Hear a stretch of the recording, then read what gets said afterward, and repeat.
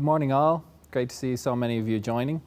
As CEO of Codex, I'm delighted to welcome you to our event, The Future of Work is Here. Help your company discover a better way of working. Like many Irish businesses, since the start of the pandemic, Codex has pivoted to a remote working model for all of our office staff.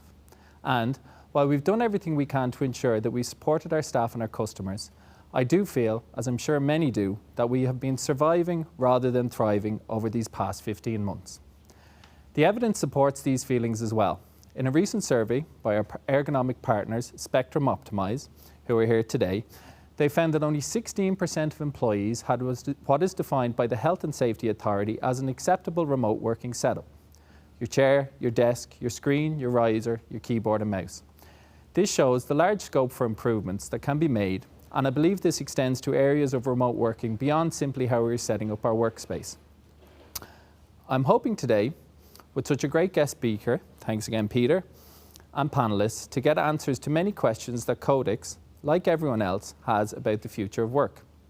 Finally, I would love to connect with more of our customers and other Irish businesses to find out how they are adapting to the new environment, what we can learn from each other, and how we can find better ways of collaborating together as we enter a brighter time for the economy and society as a whole.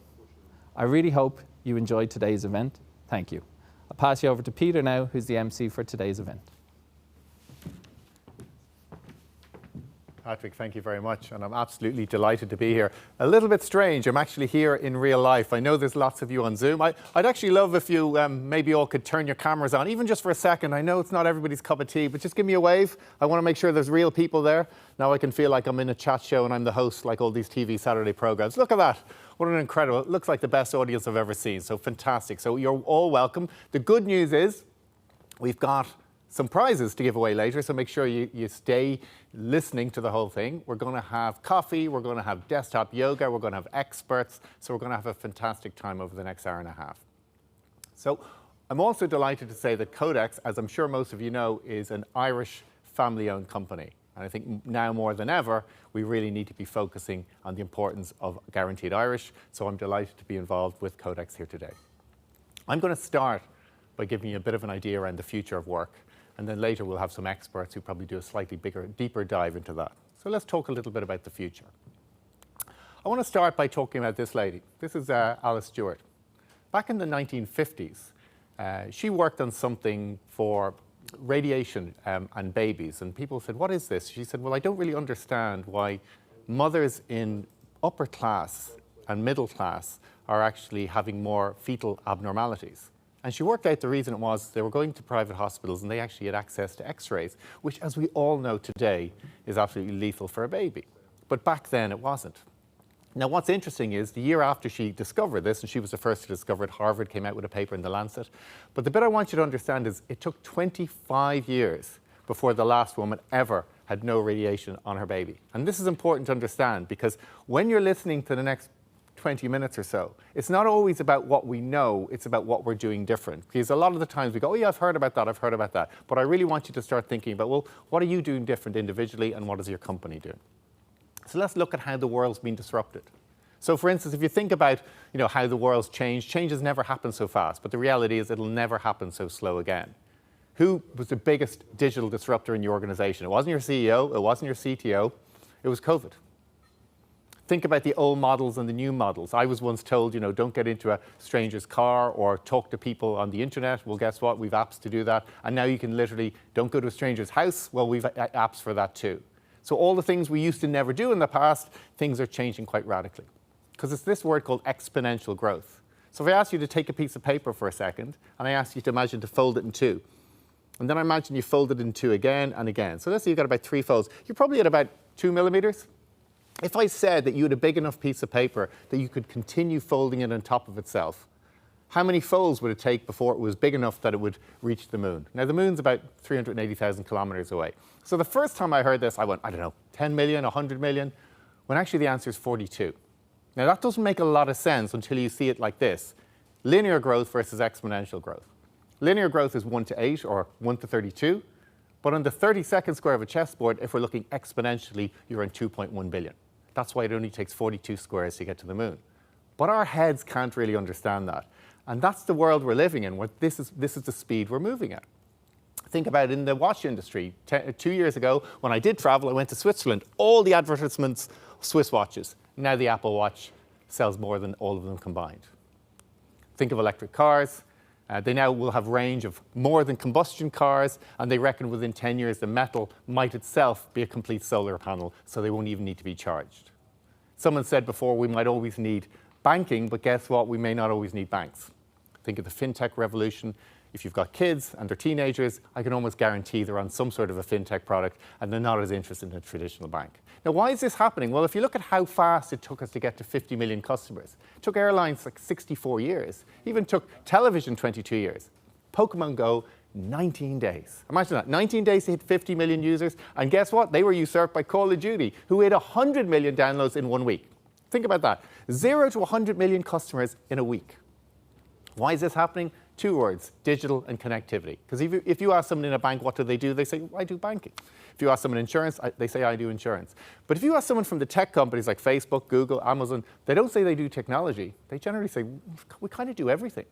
So Amazon started off as a bookstore. Then it kind of became the everything store. Now it's in everything. It's in satellites, it's in innovation.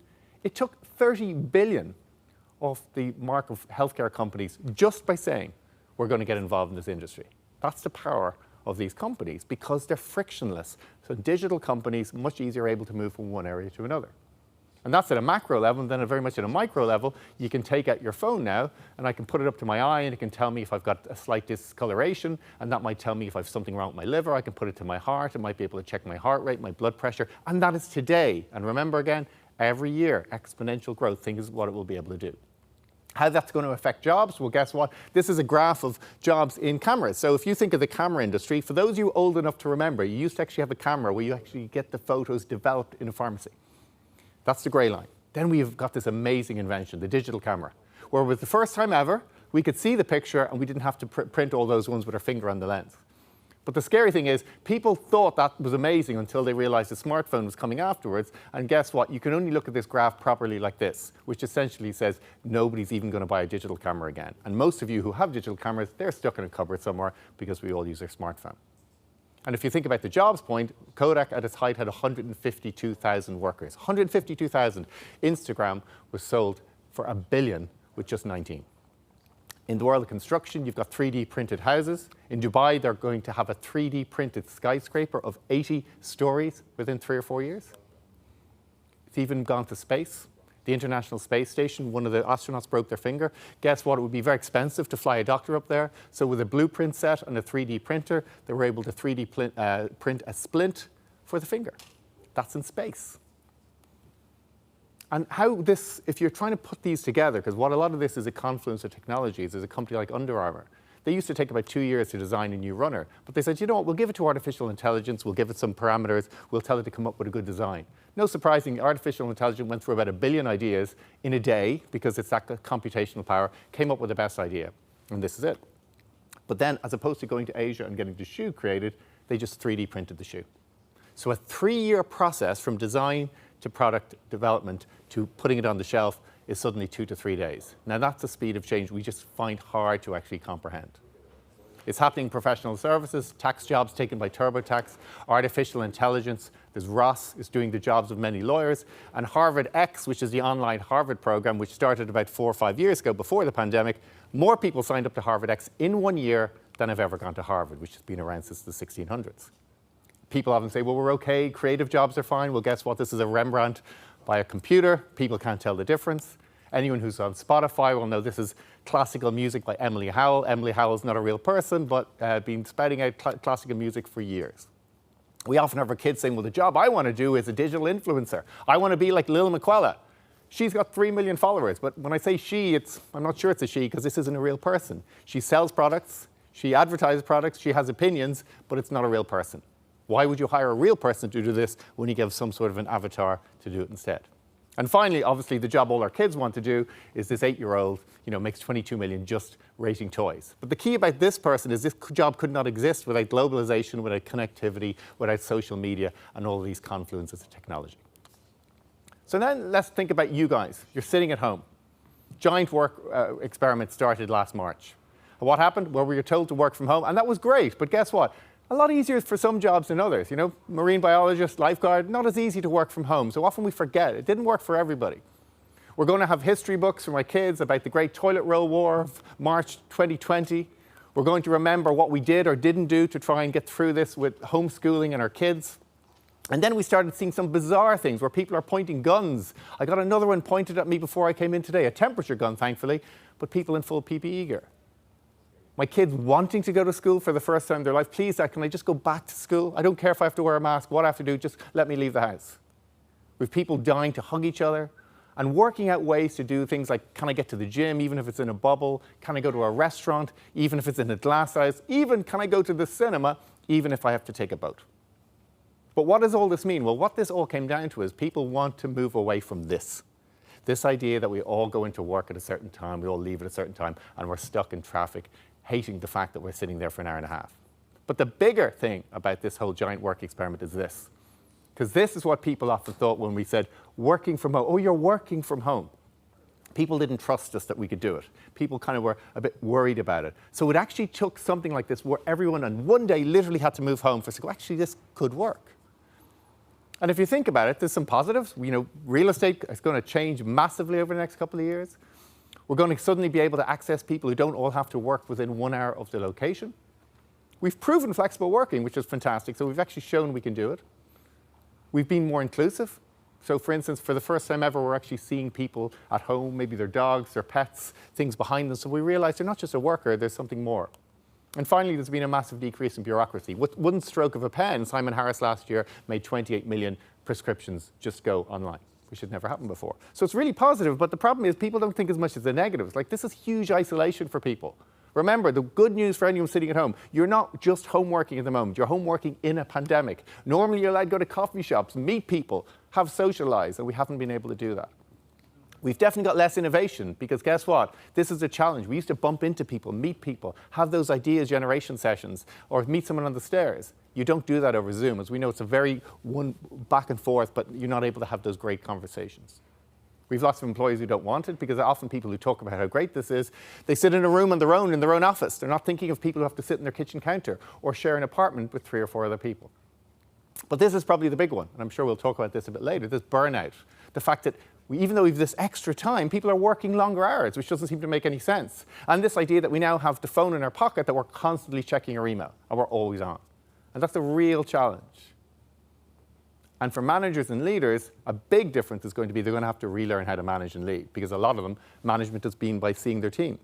Leading has been by about giving great speeches to all their staff. Well, how do you do that when everybody's online, when everybody's working distributed, maybe different time zones? And that's the challenge.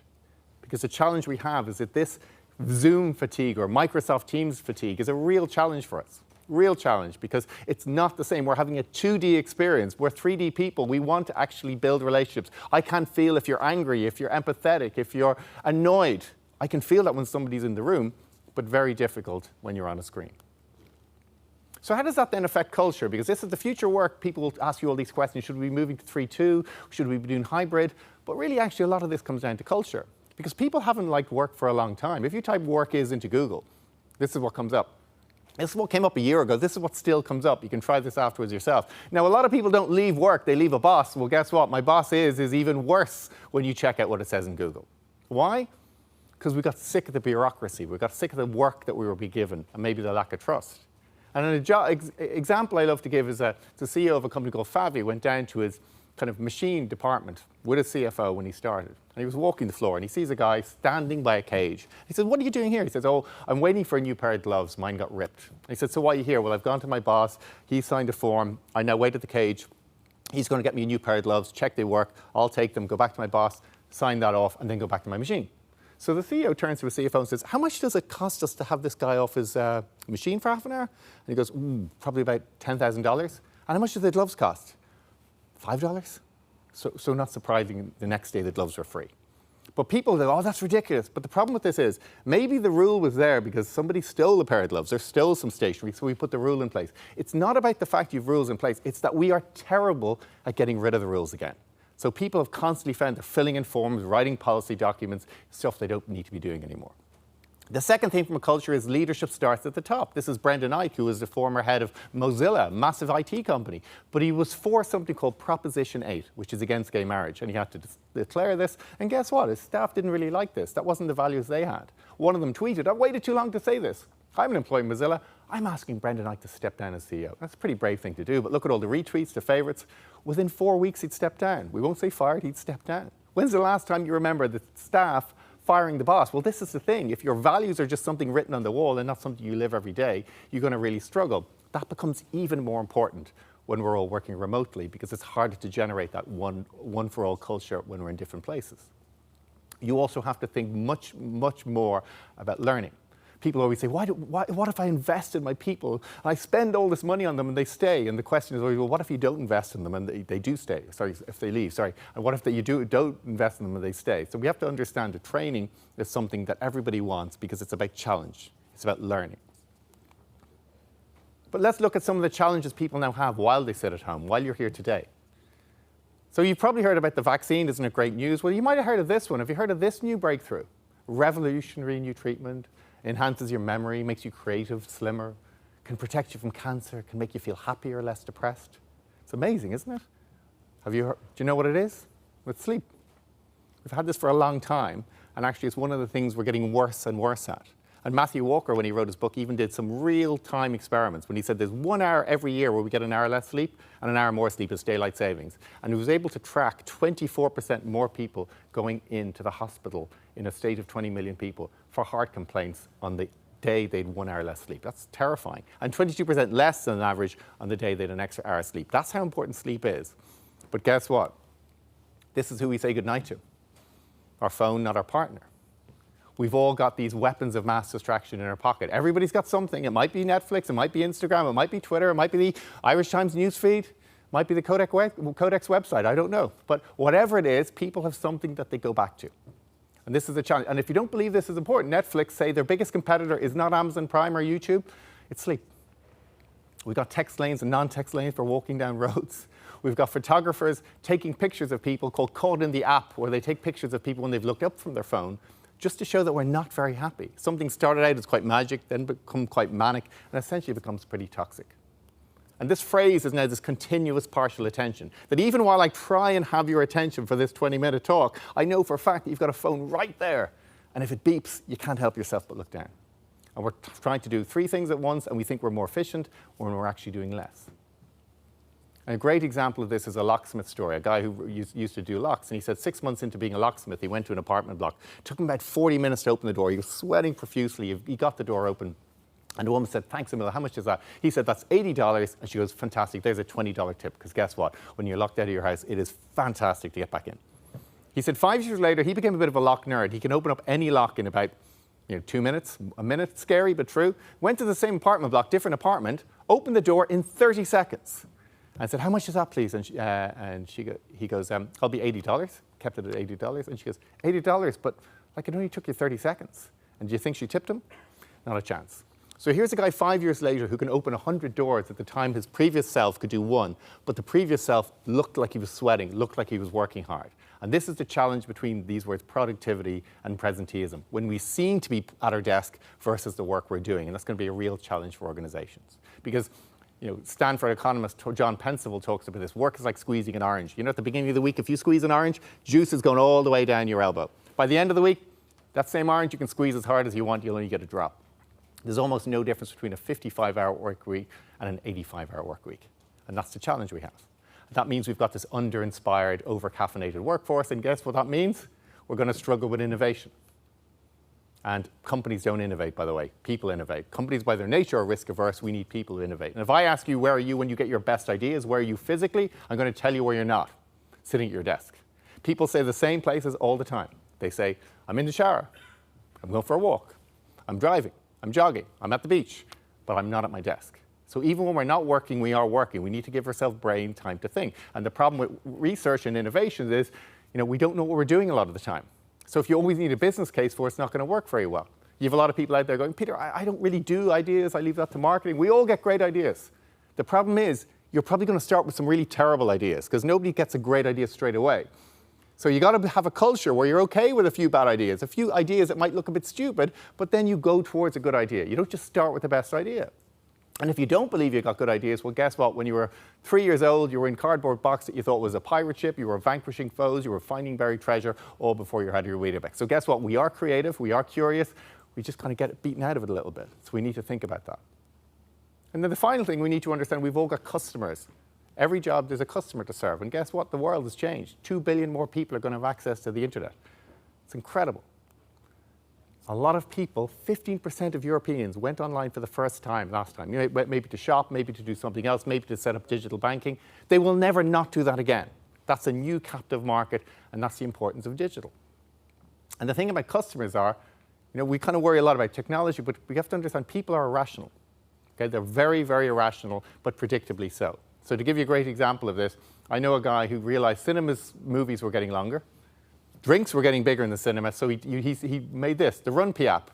It tells you when to run to the toilet and not miss a key plot twist in the movie. Now that sounds ridiculous, doesn't it? But what he's doing is conflating the customer challenges and the technology challenges. Another one in COVID, a lot of us might have put on a bit of weight. Well, guess what? Not just do you weigh yourself now, but it tweets your weight to everyone you know. Like, do you really want to lose weight or do you not? But this is a person, again, saying, putting two things together. And the one I really like is in Italy, when you get a parking ticket, rather than continue to ask you to pay the ticket and to send you out angry letters, they send you out a really polite letter telling you the directions to the local courthouse. Because when people actually picture themselves going to court, they very quickly go, oh, don't like the sound of that, and they pay their ticket. Because value and price are very different. When I was in Cairo, I picked this up 3 years ago, $2, made in China. At the time, there was 25% youth unemployment in Cairo. It seems crazy, but the point is the price war is gone. You're going to have to win customers on value. You're going to have to win your internal customers, your employees, on the right value. So if we look at 2021 and beyond, people are going to say, what will the future office look like? And today we'll talk, what will actually the desk look like? How will we sit? What will it be like? But also we're going to have to focus a lot on what the culture is going to look like. We also need to realize it's not the same for everyone. COVID has worsened it for gender inequality. In the last quarter, 1.1 million people opted out of the workforce in the US. 78% were female. The stats say if a man and a woman both work, the kids will 3 times more likely go and interrupt the woman than the man when they're both at home.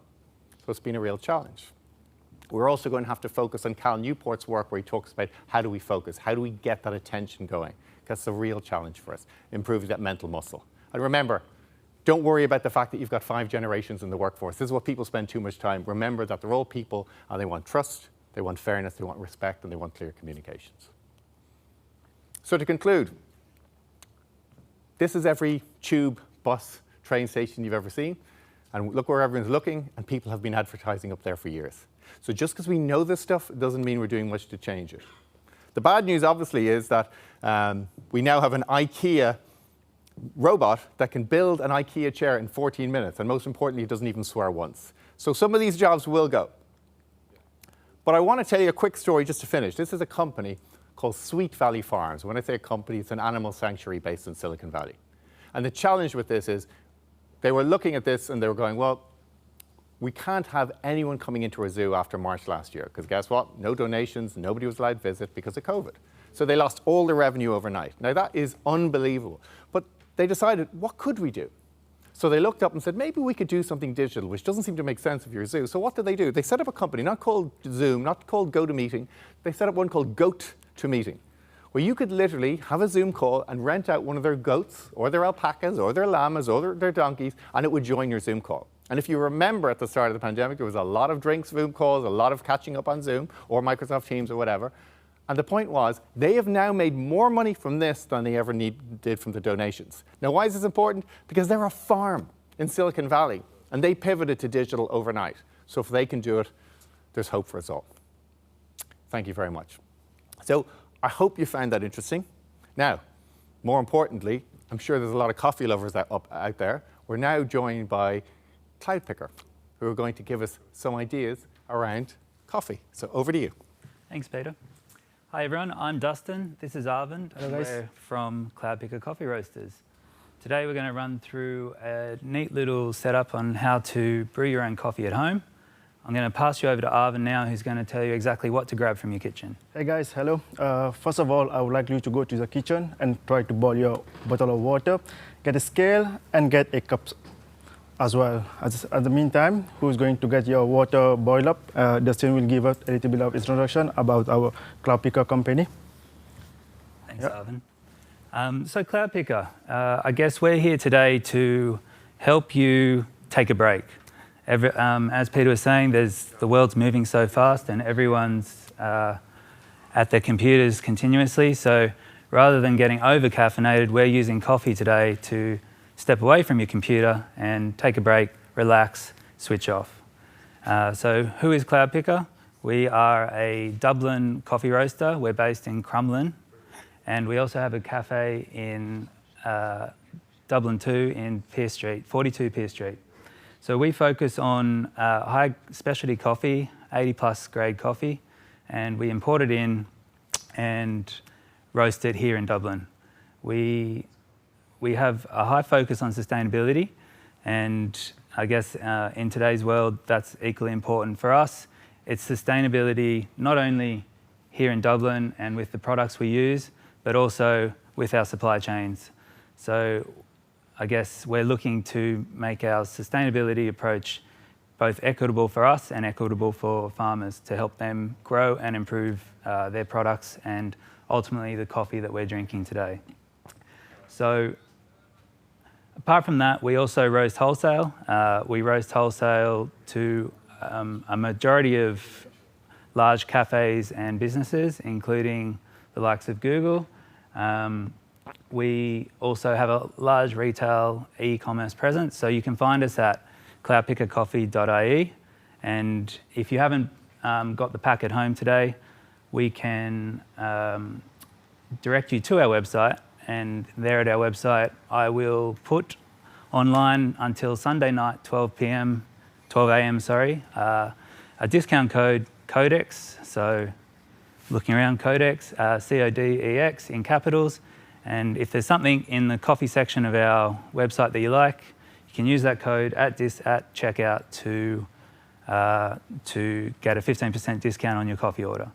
So for those of you who have gone to looking around to see if people are returning, if you haven't returned yet from boiling your kettle, or you're still waiting for your kettle to boil a little bit, this is a very simple process, so it won't take too long to catch up. And also, it's essentially a 3-step process that Arvin's about to take us through. It'll take roughly 4 minutes of your time, and at the end of that, you'll have a exceptional coffee that you would often get when visiting a cafe. So Arvin, take it away. So hey guys, how are you? So to start up, you should get the boxes. As you could see, you get a V60 and you will get a mug. And then you will get some papers, so that's all we need, and with the hot water. So to start up, so we will be using 15 grams of coffee. What we're gonna use, so you open your box. So the coffee is already pre-ground. So whoever orders this coffee, so it's already pre-ground. So what we will do, so we pre-wet our filters first. Pre-wetting our filters that allowed us to get rid of the taste of the paper. Just a few drops, so then we get rid of the water. So if you get a scoop, and if you don't have a scale, so like a 3/4 of the scoop, so that should bring you like 15 grams. So we put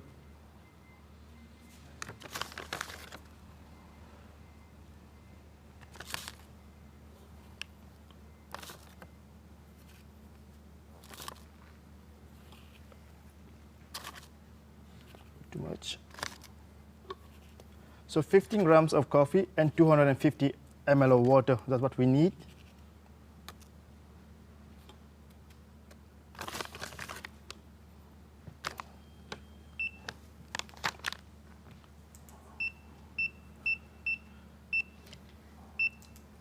Ultimately, how hot should the water be, Arvin? So the water should be around 95 degrees. So what we call the first section is called the blooming section. So 50 grams of water for 30 seconds. And this allowed us to degas the coffee, which get rid of the CO2 from the coffee. So we wait for 30 seconds and we allow this process. So a full cup of coffee, for 1 cup of coffee is around 3 minutes, 3 minutes 20 seconds. maximum, we will go like 3 minutes 30 seconds for a cup of coffee. So if we cross the 3 minutes 30 seconds, so that means your coffee is over extracted. And if you do between 3 minutes to 2.5, like 2.5 minutes to 3 minutes, that means it's a good cup of coffee. This is how you time your coffee to get a good cup of coffee. If you do under 2 minutes, that means you're under extracting your coffee. So the second brew, I will add 100 ml. So that brings the water to 150 ml. So on the second brew, that's allowed us to extract the flavors, the sweetness, and the body of this coffee. So we wait for around another 1 minute to brew a second brew of 100 ml of water. So this will bring us 250 ml with a total brew time around 3 minutes and 3 minutes 15 seconds. So with this amount on the third brew, the last one, we should go very slowly where we don't want any agitation or any kind of the coffee to move over. So now it's already 1 minute 30 seconds. I will go very slowly now and try to stay in the middle of the V60, so very slowly. So we brew around 30 seconds to 45 seconds to reach around 250 ml of water. And Arvind, the people who don't have scales at home, how would they? So if you don't have a scale, if you have a Codex cup, what you receive in your packaging, so this will be like around 3/4 of a cup. So if you don't have scale, so then we leave it after we have 250 ml of water. We just leave it. If you overload it without the scale, so you can lift it and check the amount of coffee in the cup. And this will give you like a 3/4. If you see that's 3/4, you take it out, you put it on the side, and you will have your cup of coffee ready.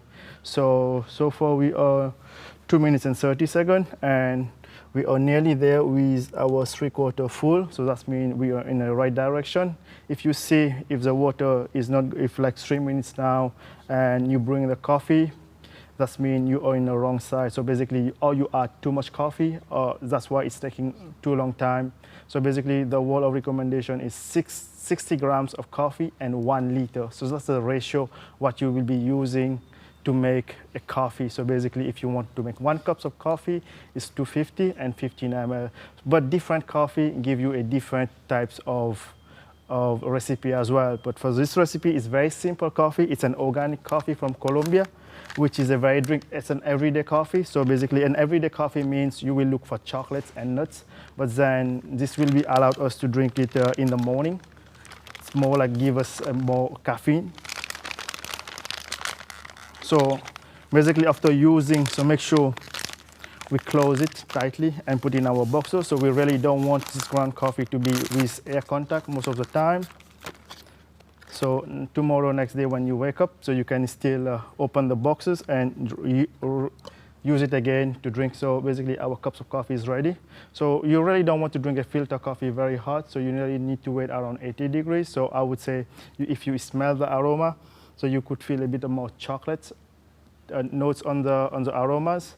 But if you start drinking it after like a minute, so it will be way more nicer to drink a cup of coffee for filter coffee. So I will take a sip now. So if you will drink this coffee, or you will make it after this presentation, afterwards. So if you take the first sip, you will feel like cocoa. Then if you keep drinking, you will feel the acidity, such like a marmalade acidity coming on. Then if you keep drinking that and is that cooling down, you will feel a bit more nuts at the end of the taste notes. So that's how we call it everyday cup coffee. So if you follow this recipe, you will be able to brew a good cup of coffee for you at home anytime. Dustin? Thanks, Arvind. So as you can see there, guys, that's a nice, easy 10, 15-minute break away from the computer, and that'll allow you to sort of rest and reset. So with that in mind, and everyone who has made a coffee hopefully has one on their desk, I'm going to pass it back to Peter to continue. Wow. I don't know about you guys, but I can only smell it. I haven't been able to get my own set to make it, but it looks absolutely and smells absolutely amazing. So that's fantastic. My son actually spent his transition year learning how to become a barista, and I think it's probably one of those key skills for kids these days to actually get lots of jobs when they're looking for in the summer. So thank you for that. Now we're going to move on to a panel discussion. So you've heard some of the tips and ideas around the future of work, but we've got 4 experts now, and I'm going to sit down, I'm going to introduce the 4. But remember again, there's going to be a chance for you to ask a question. So what we're going to do is we're going to open up the chat function on Zoom. So if you'd like to ask a question to any of the panelists, or just a general question, then at the end, when I've gone through a few of the questions from the experts, I will then open it up and we'll see if we've time for a couple of questions from the audience. Now remember again, after this, keep ready, we're going to have a few prizes to give away, so we hope to have your full attention. So I think we have our 4 panelists now. I'll introduce them. We've got 2 in studio and 2 virtual, and this is kind of the future of work. The reality is we're often going to have people working on site and people working virtually, and we have to kind of work together as one team. So we've got Brian, the Clinical Director of Spectrum Optimize. We've got EMER, who's the MD of Integrated Risk Solutions, and they're both here in studio. And then virtually, we've got Katie, who's Senior Director, Global People and Workplace with Nitro, and we've got Jonathan Withy, who's the Head of Business Development at Planet Mark. So you are all very, very welcome. For those of you in studio, I'm sure you're enjoying the coffee smell. So given the conversation we had earlier around the future of work, I'm going to start with you, Brian. I know you have a background as a physio. So what are the main challenges you see with workspaces now and over the last year? Yeah, so thank you very much for having me, by the way. So basically, what we've seen quite clearly is that as people transitioned quite abruptly from the office into the home environment, they kind of made an awful lot of changes that maybe didn't suit them too well. One of the big things is that when people started working from home, they really wanted smaller equipment. They wanted smaller desks, smaller screens, all of that to not take up space in their homes. While in the office, they all want big screens, big desks, and just that difference. But the only problem with that is that if you actually make things smaller, the problem is that it translates into a different part of the body. So oftentimes, if you cut one corner, it'll actually show up as back pain, or it'll show up as a shoulder issue, or show up as a neck issue, especially as time went on, because, well, we thought we'd only be there for a month, but here we are, and we're still not back in the office. So that's interesting. So it's often the equipment people are using because they're not literally mirroring what they have in the office at home, because potentially because of space requirements, or as you said, they just want to have a little tidy corner. Yeah, that's exactly it. And people kind of had this concept of working from home previously. So you might have worked from home for maybe an hour or 2 in the evenings, or done the occasional snow day. That's really our experience of home working for many. But working 5 days a week, 6, 12, God knows how long in a row, that's a completely different thing. And that's where equipment becomes so important. That's really interesting, really interesting. So Katie, I'll move on to you. Hello, how are you? How are you? Great. So what are some of the things companies should be thinking about in developing a hybrid workforce? So I think it very much depends on the company and the ability for them to digitally transform. I think it's a very easy win for companies who are knowledge worker based, but as you said earlier, if a farm in Silicon Valley can digitally transform, then so essentially can any company. I think it comes down to assessing, what degree of collaboration you need within your company, within your employees. Something you mentioned earlier, the level or the investment in real estate that you want to have, and the carbon footprint that you want to have as well. I also think it largely depends on how spread out globally your workforce are. So at Nitro we have quite a diverse workforce in terms of how globally we are distributed. So that obviously lends then to an easier remote work or hybrid scenario. So I think you have to take into account a couple of those factors first before you actually move to deciding if the future of work remotely or hybridly is actually going to fit for your organization. Yeah, and did you find, because you already had quite an international workforce, that a lot of the practices that everybody had to scramble to in March last year, you were already doing some of these things? Yeah, I mean, our entire business is actually digital transformation. We're a paperless company, so it was very easy. I mean, if we weren't going to be able to do it, we probably really shouldn't be selling our product. But yeah, we found it very easy. A lot of our would have already, and our employees would have already done a remote work or hybrid situation. We have remote workers who are actually employed remote spread across, the US and the globe. And then we obviously have our headquartered offices, which were in office environments up until last year. Yeah, okay, that's really interesting. Well, and I love your comment about paperless office. I've seen lots of companies that say they're paperless, and I've never seen more paper ever. So I think companies need kind of more education on how to do that. So EMER, on the risk side, so companies, what are they legally obliged to do for their employees? Because I think, this is a real minefield, I think, and a lot of the time people are still working through this. So give us your idea. One of the things is it isn't a minefield. It's very simple. Safety, Health and Welfare at Work Act still applies. It did in the workplace. Now the people are at home, so that's their workplace. So all of the same things apply. Very simply, if you're trying to tackle this immediately, it is you've got to make sure that they are set up properly, that they have the right equipment to work safely. So that's kind of the key one under the general application regulations. There's other things you have to think about too. What are people going to do in an emergency? So emergency plans and so on now have to be thought about at home. But I suppose the key one is get your equipment right, get people set up right, make sure they know what they're supposed to be doing from a setup perspective. Legally as well, you're going to have to adjust your safety statement, take into account the working at home, have risk assessments showing what the hazards are and what the controls are for working at home. So they're going to have to set them up right and get their documentation in line. So not complicated really at all.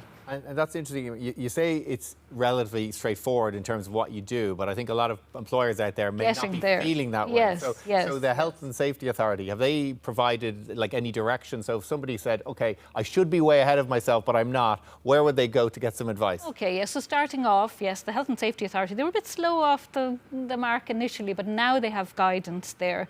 It's some confusing for some people, but they do have guidance with a checklist. You're expected to consult with your employees, but they're very clear saying that a competent assessor has to carry out an assessment of the workplace. And I think that's a question we keep getting. People look at the guidance, they see this checklist and they say, is it good enough for me now just to send that checklist out? Am I done then? People tick the boxes, they're saying I'm grand. But no, you have to have that competent assessor, and I suppose that's the challenge. And the other challenge is then getting the equipment. I think initially people said, come in and take your chair. The chairs have disappeared out of the workplace. Yeah. Now people are coming back into the workplace. There's no chairs, simple things like that. That's really good. Jonathan, welcome as well. Thank you for joining us remotely. So Jonathan, Head of Business Development at Planet Mark. So can we talk a little bit about sustainability? Because that's become a real catchword now. But how's it changed over the last 5 years? And how do you think this whole COVID pandemic might kind of even speed things up more?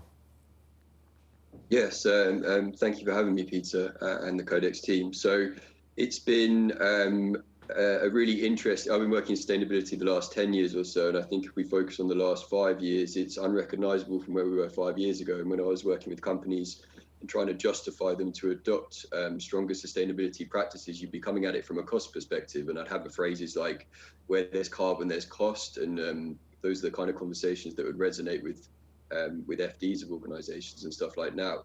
And now, I think 2019 was a pivotal year with things like the school strike for climate and Extinction Rebellion, shining a spotlight on these issues, and the general awareness has massively increased. And now there's a much broader value set as to why organisations should be adopting stronger sustainability credentials. And fundamentally, it's because people want to work for and with companies that are doing more good. So how do you credibly demonstrate that?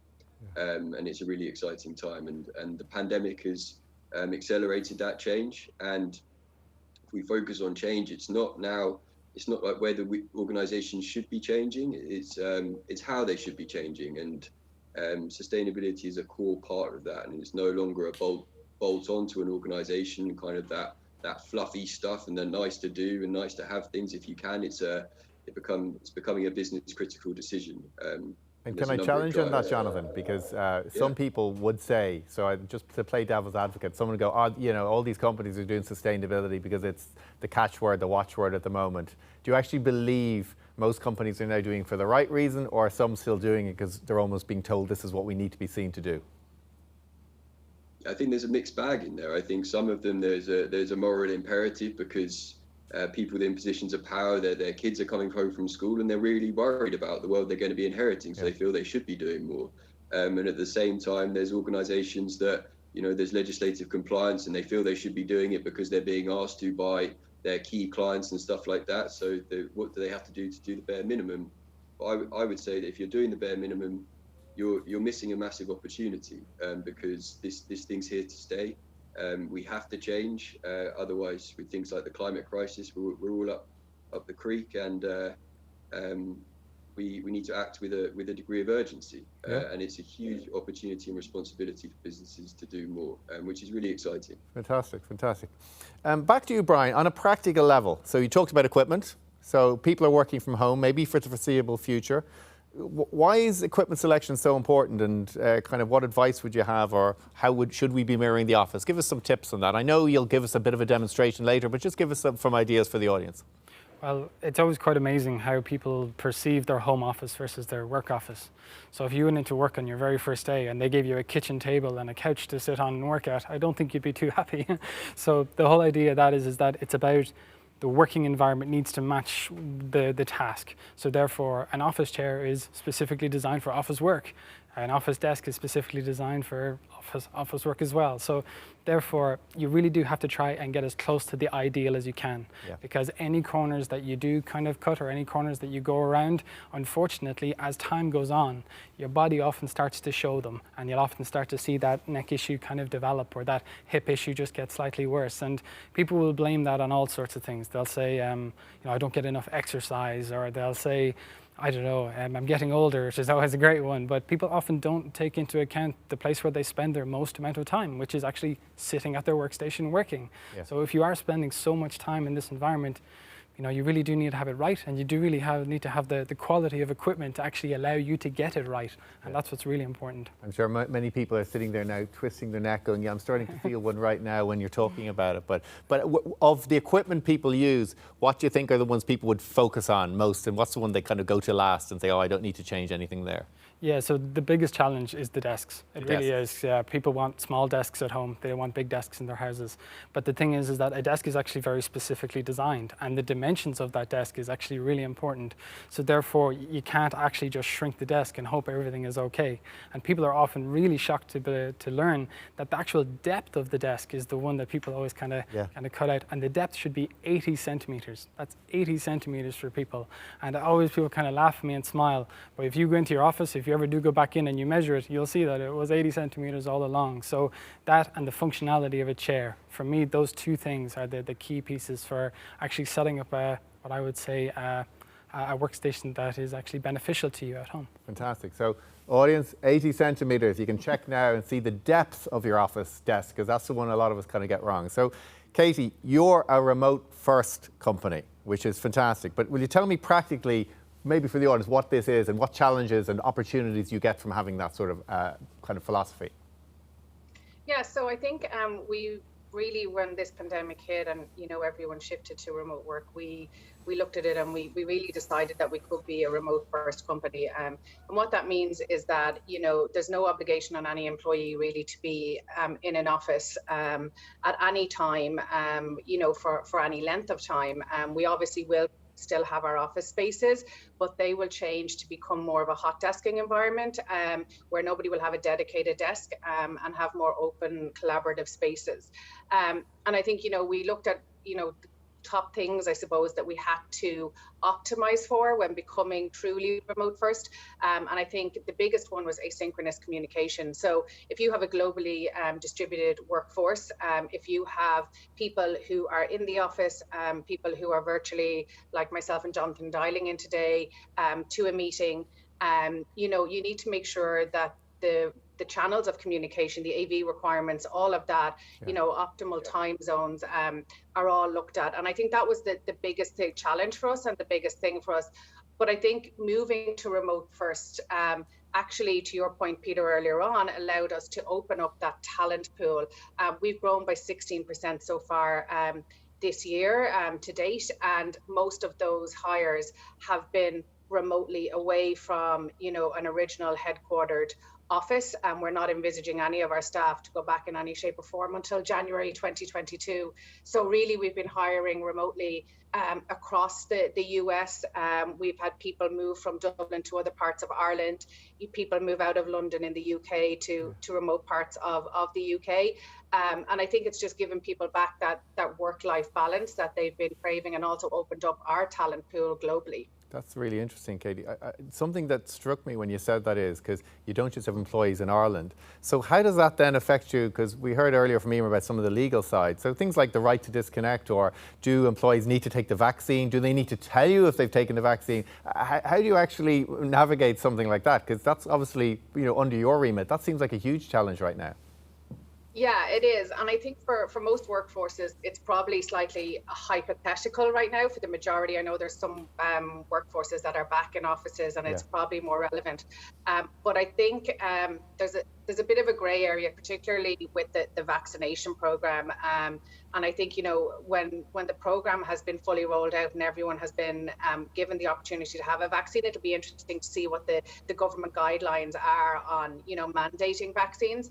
I think, you know, as an employer, any of the labour courts will look to see, you know, what reasonable accommodations have you made to protect your employees. So, you know, coming back to that health and safety, how have you adapted the office for those people who are in the office to feel safe coming in?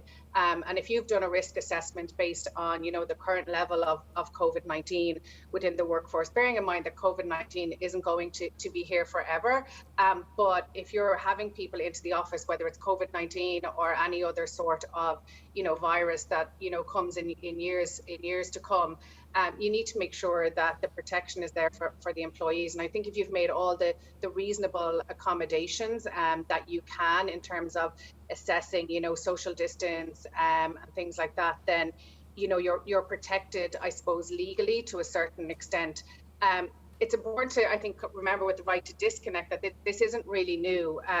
You know, under the Working Time Act, you're on average, the employees can't work more than a 48-hour work week, and that's on average generally for most companies across a period of 4 months, but in other sectors it's 6 months. So, and then there's the 11-hour break rule in between shift work. So, I mean, that right to disconnect has always been there in some shape or form. I think, you know, the onus is on employers right now to actually look at, you know, what's been issued recently and see how can they adapt it. I mean, it's in the interest of employers to adapt it into their approach, not just mainly for the well-being of employees. And that's a huge thing that we've been focused on this year is employee well-being. That's really interesting, Katie, because actually, and I'll move on and ask you now, EMER, but that's really interesting because there is absolutely an employer challenge there, Katie, but obviously, you know, we are our worst enemies as employees. We kind of keep looking at our phone, even when our employer tells us not to, we can't help ourselves. So EMER, when it comes to maybe, if we look at hybrid working as it's going to be the future in some form, like when you talk to your clients, what do you think the challenges and maybe even the opportunities they have with this new model, however it will look for each organisation? Yeah, well, I suppose the immediate challenges rather than the going forward ones are that some employers are still in this very interim stage and, well, I'm not going to do anything, I'm still waiting to see. They haven't grasped the nettle and said, we've got to sort out people at home. So that's the first thing. Get over that and get on with it is what I would say to employers who have that challenge. The other one is that some people have gone a bit headless on it and said we have to provide everything. So they're running out and providing fire extinguishers and thinking they should be looking at the electrical setup of the person at home, which is not the case. Again, just focus on the key equipment items. You're expected to do what's reasonably practicable, and Katie has mentioned that word too. It's enshrined in the legislation. You only have to do what's reasonably practical, and that is getting them set up with equipment, getting the workstation assessments done. And can I ask just a question, because this is coming through live on Zoom now, someone's asked a question from the audience. So regarding things like assessments, companies like doing online video assessments, like, are these adequate? Because you can't exactly say, can I come into your bedroom and do an assessment, because people's office might be in their bedroom. So how do you get around that? Like, is the online one enough, or do you actually physically need to be there? No, the online one is sufficient, provided you have enough visibility. The HSA guidance suggests that a smartphone would be used to have a look at the surroundings and so on. Some people don't like you coming into their bedroom as such, and they can decline, of course, but it does work well. We found it works perfectly well. Fantastic, fantastic. Jonathan, carbon footprint, how has this changed with people not travelling, or definitely a lot less? What have you seen in that regard? Yeah, so we help hundreds of organisations around the world measure and verify their footprints, including Codex. And It's changed in three key areas. With us, not traveling as much, you've got emissions associated with commuting, which are massively down.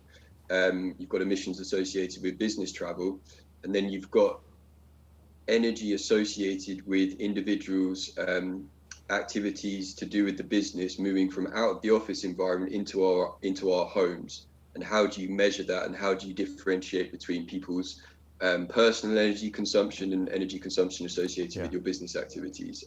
It's really challenging, and we've built an estimate based on academic research, and it is an estimate because we can't expect to sub-meter everyone's homes or home office rooms and things like that. So it's really challenging, and the opportunity is for how do businesses support their employees living at home in a more sustainable way, because it's going to help them support their own sustainability journeys. Yeah, that's interesting. And if you were to give a tip for employees to help their own sustainability at home while they're working home, what would you say?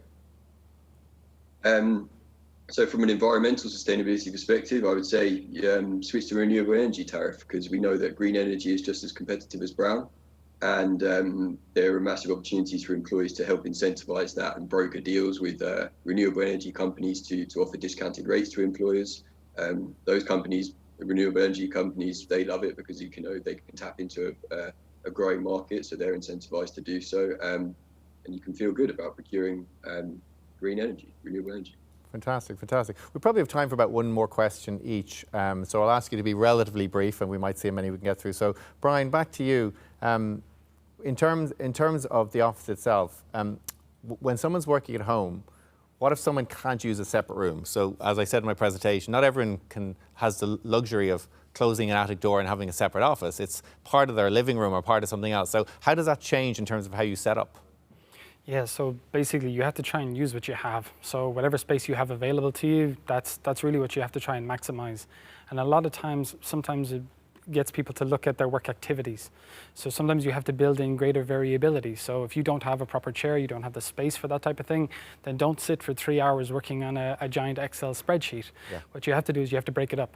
So the idea there is to try and work in kind of, standing meetings. You can talk on calls and try and change those postures much more regularly than you would if you were like kind of in a more normal situation. So sometimes it's just about being a little bit more clever. And what I always tell people, which is always the main one, is listen to your body, okay? So if your neck's starting to hurt, if your back's starting to hurt, it's time to move. It's time to change position. And isn't it interesting that more and more companies are almost forcing people to go on video calls as opposed to phone calls, when actually one of the bizarre things about video calls, it's very difficult to walk around, whereas at least on a phone call, you can get it, not exercise, but as you said, you're off your desk. But that seems to be happening even less with this kind of Zoom calls. It's kind of one of the illusions of working at home in terms of being able to visually see people. But I'm on video calls all of the time, and I have no problem kind of standing and kind of moving in one place at times. But I do often go for a little bit of a walk, and I often get a little bit of smiles from it from some meeting members. But I think I'd get a heart attack for the cameraman. I'm just going to take this onto it. But I'm holding the camera this time. But the point is that sometimes you just have to be a little bit creative. And one thing is that people understand. You'll see people at home, they make a lot more allowances for home workers than they do otherwise. So if you get up and stand and start moving around, people are like, that's okay, and they don't kind of get upset. Fantastic. I have a couple of other questions from Zoom, and I'm going to finish by getting you all to give me one one-line piece of advice to either an employer or an employee. But Katie, this is something that's just come in. In reduced office spaces, so let's say people move to smaller offices because they don't need, how do you manage the hot desk model? So how do you avoid people coming into work and there's no desk available because more people decided to come in that day than were planned? That's actually really interesting, because we were kind of looking to overcome that challenge as well. And there's various different ways to say, do you use Google Forms? Do you use Excel? Have people fill out a spreadsheet? But what we found is there's actually companies out there who within the last 12 months have come up with apps and platforms specifically designed for this function. So we've engaged with a company called Tactic, and they integrate with Outlook and with Slack and with all the programs and the software that we use. And you can actually go in and book a hot desk. It'll show you what desks are free. You have to fill out a COVID questionnaire at the moment. Before you come in, you can see who else is going to be in the office at that time. And if you want to book a meeting, it links to your meeting room system. So, you book a meeting and you invite the people who you want to be in that physical meeting into that space. And, we did an RFP from a couple of new providers who are out there. Envoy, I think, is another one, and there's a lot of companies who are after either adapting existing kind of welcome apps or login, you know, when you check in at a front desk normally when you go and visit an office.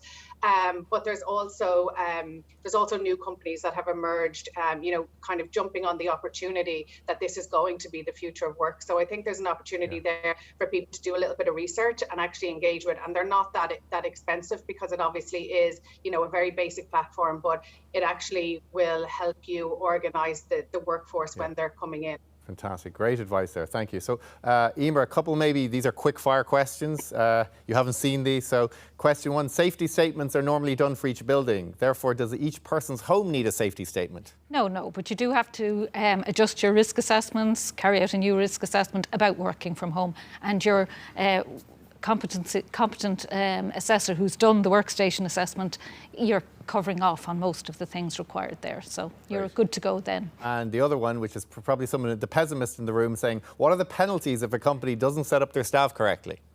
I presume they mean financial, but we'll... Well, of course, as we discussed, there are problems from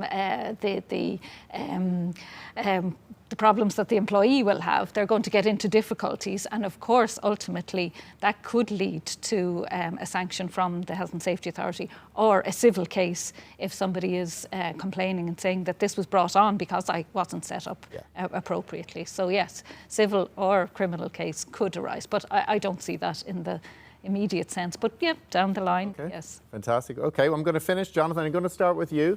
For the audience out there, whether you want to talk to employers or employees, what one tip would you give them about how they should move on over the next year with their work or their employees? Yeah, absolutely. Well, I'm going to cheat a little bit and say three things: is to measure and quantify your impacts and put targets in place to reduce those impacts. Identify passionate members of staff who want to be involved in your organisation's sustainability journey and encourage them to play an active role. And then start communicating externally your sustainability achievements to those stakeholders that are important to you. Okay, very good, excellent. That was three great points there. Katie, how about yourself? I think for me, I would focus on the employers, and I would say to them, survey your staff. So what are their preferences in terms of remote or hybrid working? What's going to work for them and not work? You know, take their feedback. And then another thing I think is focus on staff well-being. So really focus on how do you drive that well-being across a distributed workforce, you know, whether it's at home or in the office. Very, very good. Excellent. Thank you, Katie. And EMER? Any tip for the employers or employees? Okay. Final tip?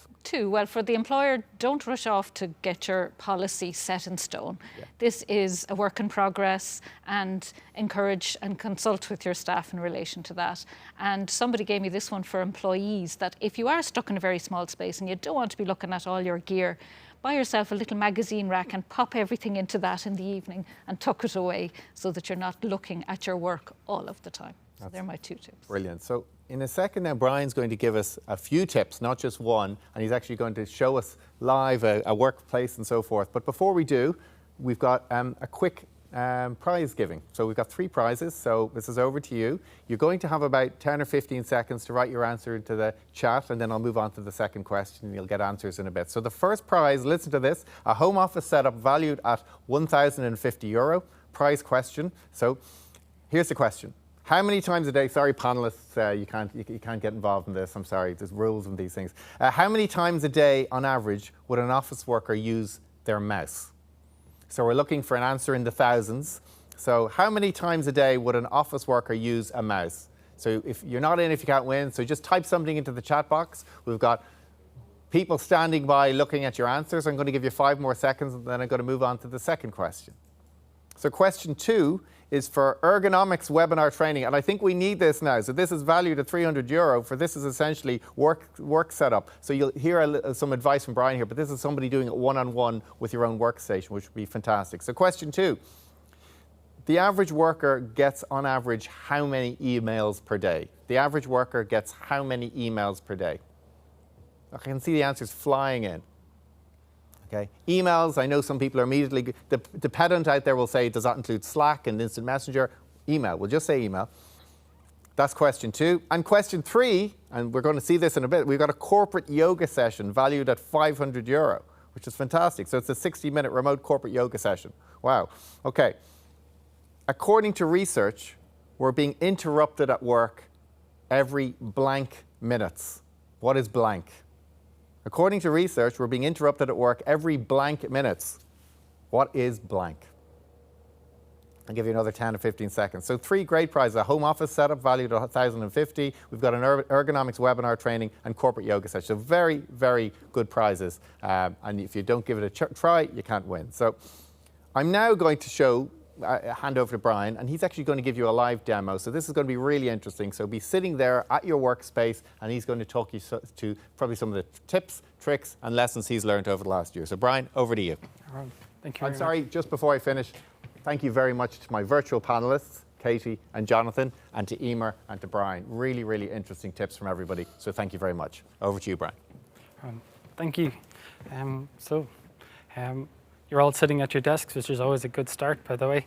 But an awful lot of times we just tend to sit at our desk, start working, and just get on with it. But the thing is that you really should take that couple of minutes that it requires to actually assess your workspace, to kind of think about it and to think what you can change. So I always use the example of when people sit in their car. So you know if someone's been sitting in your car and they've changed your chair, they've changed your settings. People often get very angry about this or upset about this, and they will then spend the time to fix it because they know how important it is, they know that they have to get that. But unfortunately, people just don't see their workspace in that same light. What they'll do is that they will actually change their body position to adapt to their workstation rather than the other way around. So in reality, you got to change your workspace and you got to get it to work for you. And that's what's so, so important. So what I'm just going to do is I'm just going to kind of show you a couple of really nice little tricks that you can see and that you can look at, and then also that you can kind of see how, well, basically how home working has evolved over the last kind of 12 to whatever months it is, okay? So first thing I'll start with is the chair. Now, an awful lot of times when people start to develop lower back issues, it usually is related to the chair, and in particular the chair functionality.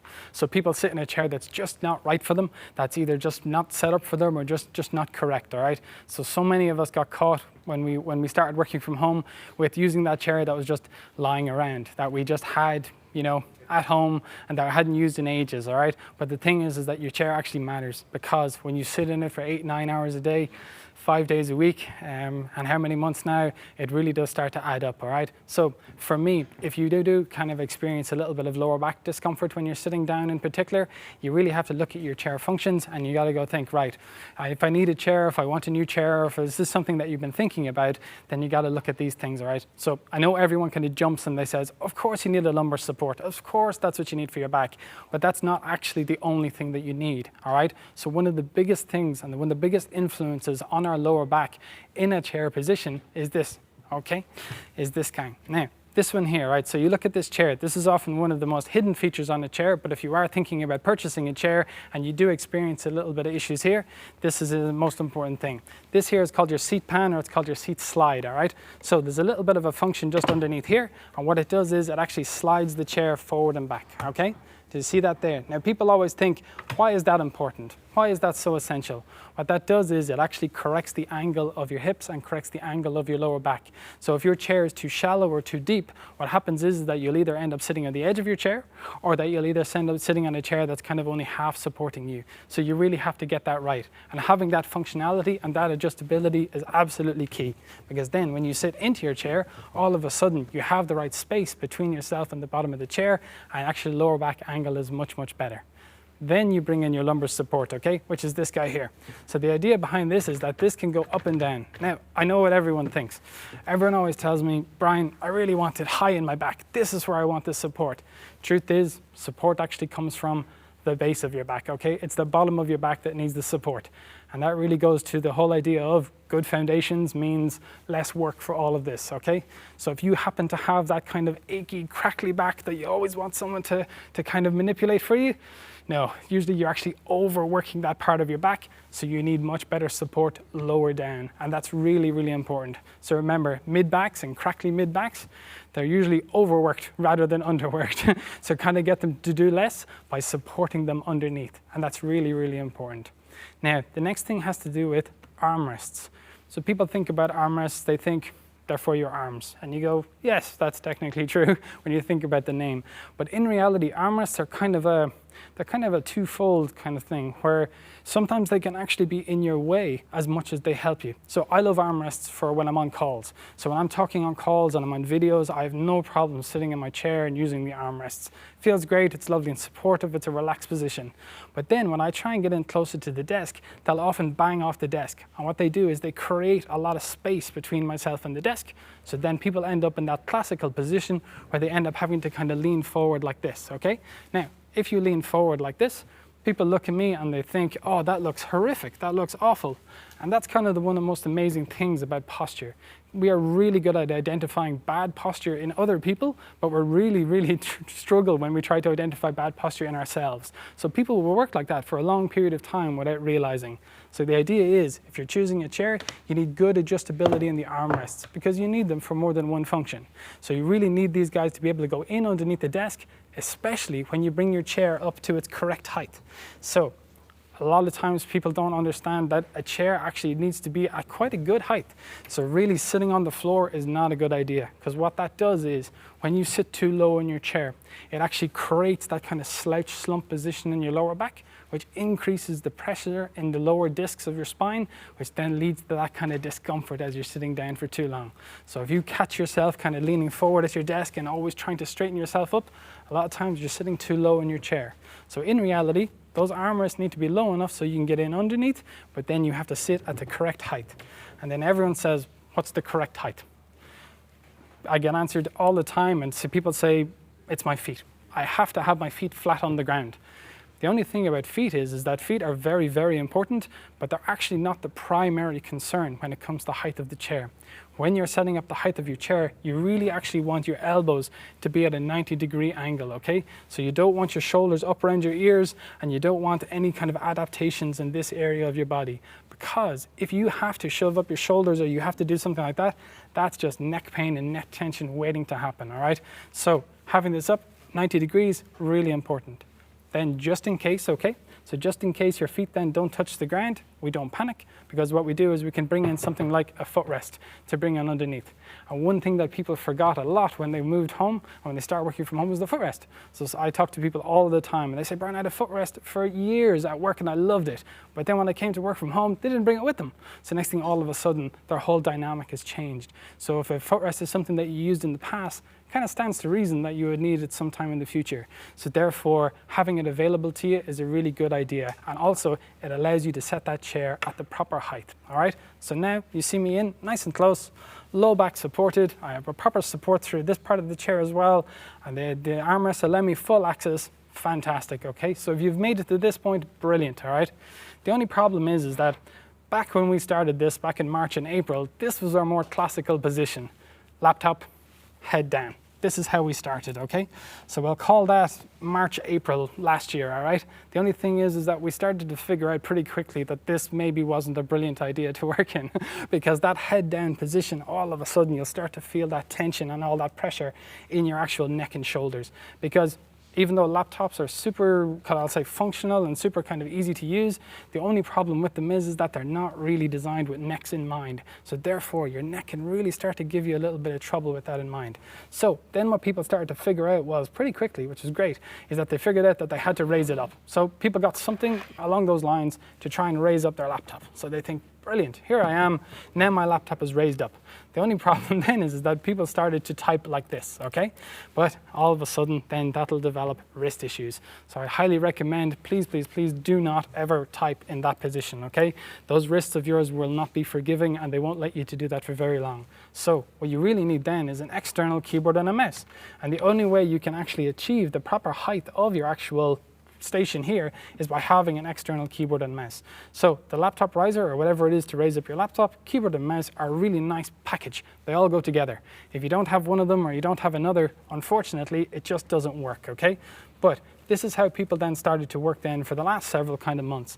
But unfortunately, as things have progressed and people have noticed that home working is a little bit more of a permanent fixture, now we're starting to see a lot more monitors coming into the workplace.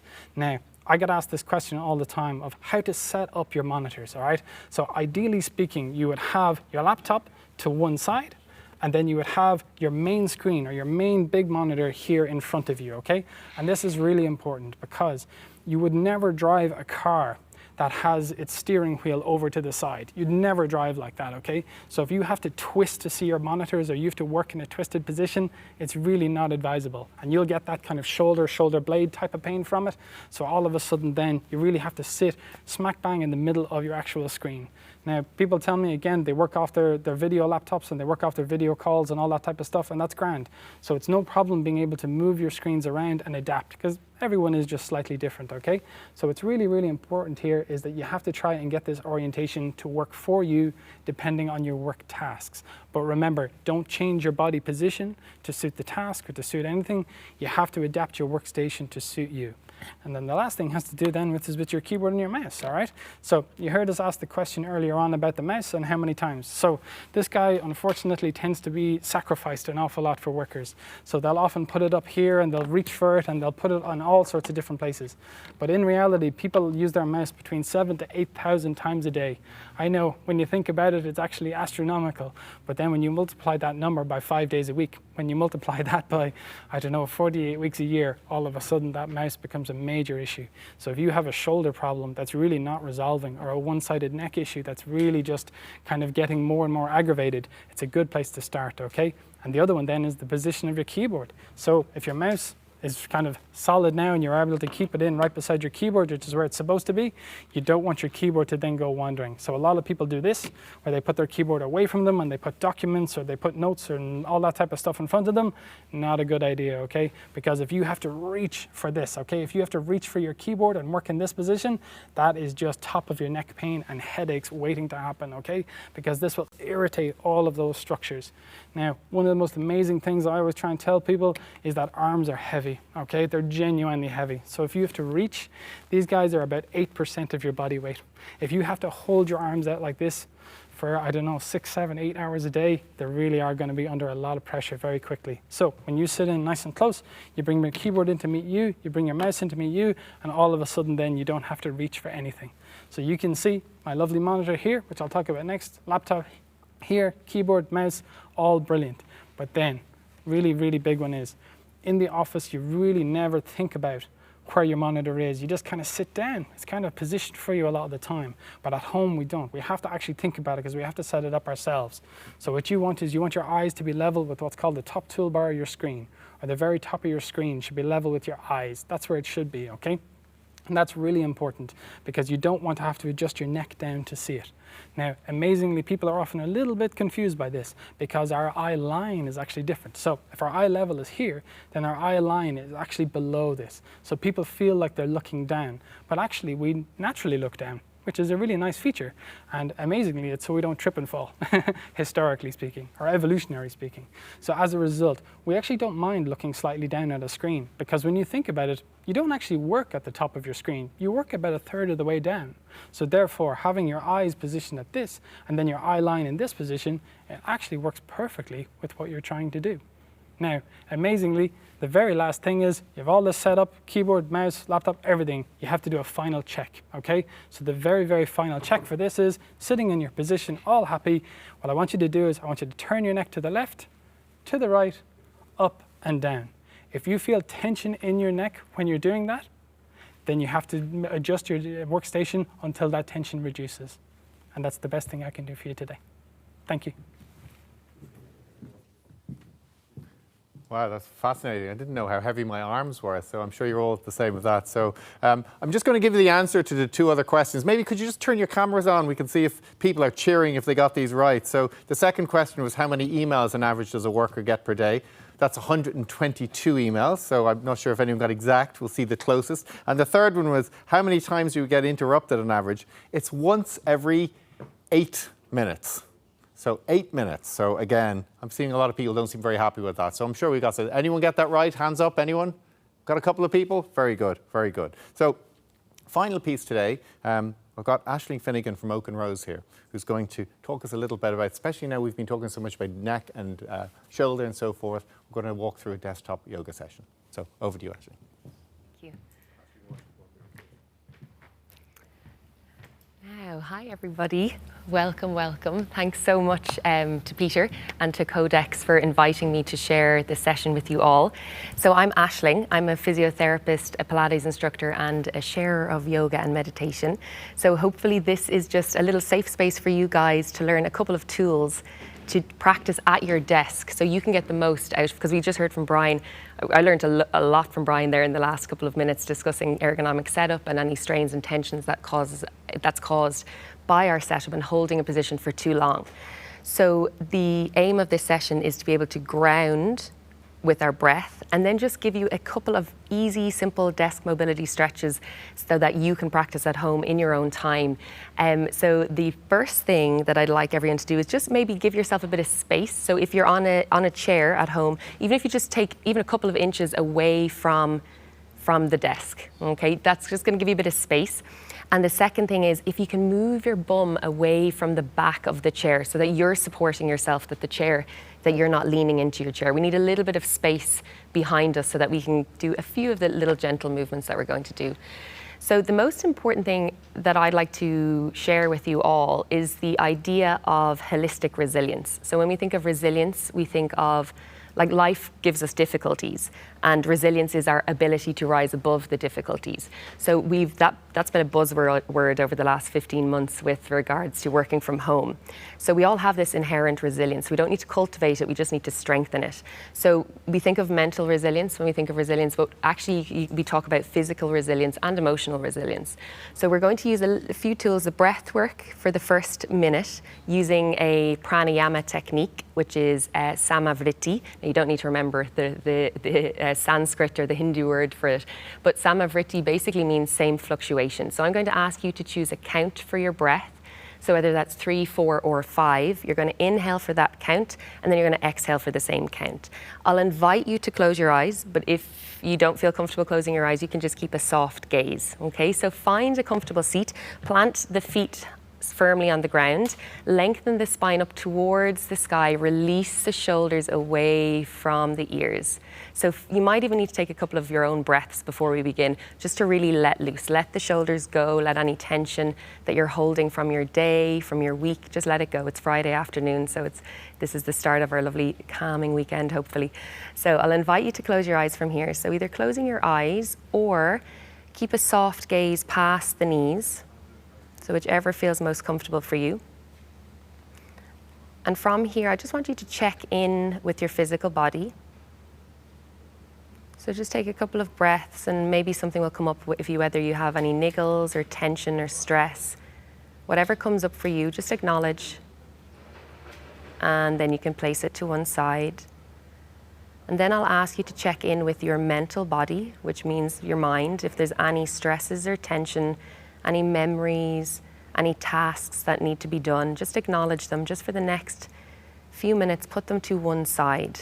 Just immerse yourself in the next 10 minutes. Good, and then we check in with our natural breath. Inhale and exhale through the nose.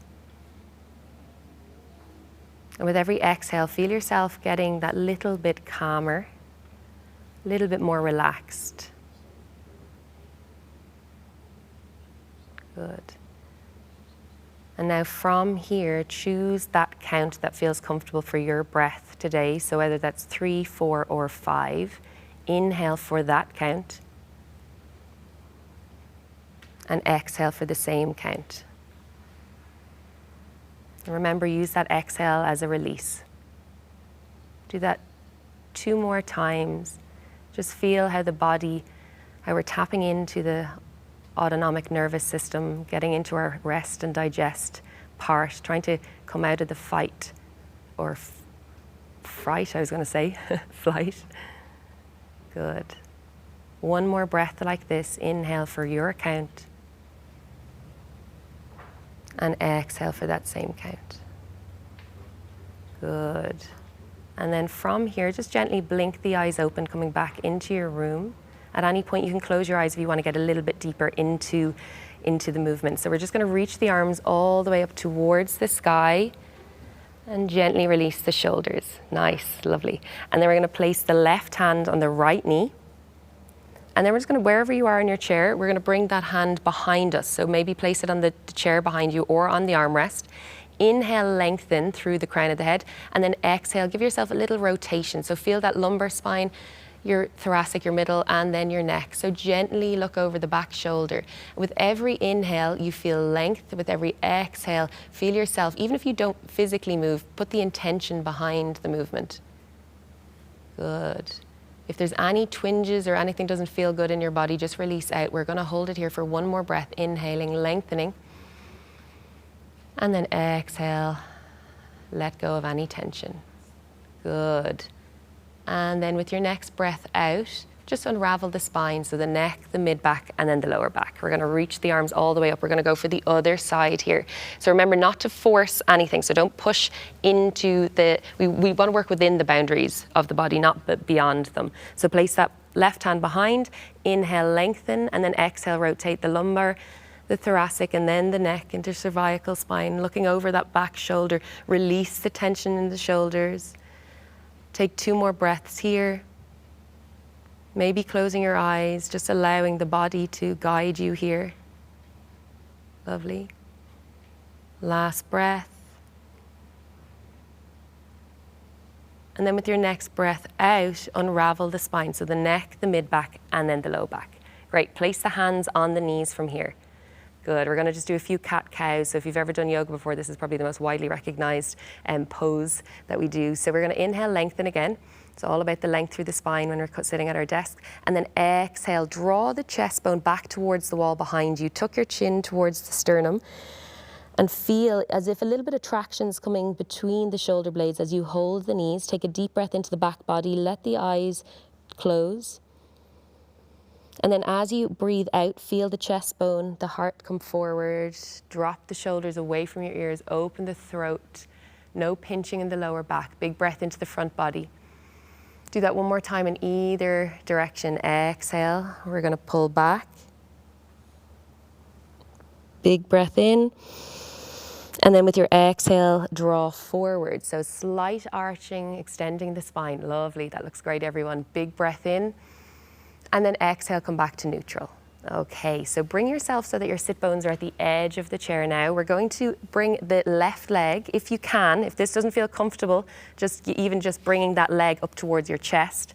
But if you can, cross, as if you're crossing the knee, the ankle over the knee. Lengthen your spine here, feel the space. I know I'm like a broken record with the length, but it's, as a physio, we all know about that. So inhale, and then as you exhale, if it feels okay, place your right hand down on that knee and give your hip a little stretch. The hips get really tight when they're static in one position for too long. Holding it here just for one more slow, controlled breath. Good. You'll feel the opening. We shouldn't feel any pinching. Okay, and then you can release it out and then gently place that foot down. Opposite side, straight into it. We have to keep the body as even and level, the alignment as straight as possible. Opposite side, and you might even notice one side is a little bit tighter than the other. Lengthen the spine. Place that hand down on the knee and feel a lovely stretch through the outer hip. This is almost like a seated pigeon pose. Release the shoulders away from your ears. I always have to remind myself to do that. One more slow, controlled breath. Well done, everyone. Super. Good. And then we can release out of it. Okay, so from here, just a couple more movements just to end. And I'd like to connect your breath to the movement. So we're just going to bring the hands all the way up towards the sky. Take a deep inhale.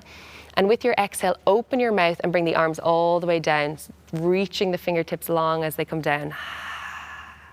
2 more cleansing breaths like this. Inhale, lengthen. Exhale, open the mouth and just let it all go. Lovely. I wish I had a video of all this. This looks great. And one more time. Inhale. Super, and open the mouth, exhale, just let it all go. Good, and then just shake out the arms, let it all go, let the tension release from the body, and well done, everybody. I hope you feel just even a little bit lighter and looser after that, and thanks a million for joining me, and thanks to Peter and Codex for sharing. Okay, see you guys. I hope you feel refreshed, relaxed, loose. Not too tired yet, but we're coming to the end, and I really appreciate all of your time. But just before we finish, I'd like to introduce the person who put this all together, the CEO of Codex, and that is Patrick Murphy. Patrick, over to you. Look, that was great, and thanks to all for attending, and I hope you got some good insight and advice from a great guest speaker. Thanks, Peter, and all of our great panellists who, brought a huge amount of knowledge in their respective areas. For me, what's great about today is the conversations are starting about the future of work. I think we'd all agree there's lots to figure out, and Codex is keen to get involved with its customers and other Irish businesses about how we can work together and collaborate in this new environment. I'm really looking forward to it, and for us all to work together and figure out the new way of working and better ways of working. So thanks again for attending, and I hope you enjoyed it. Thanks.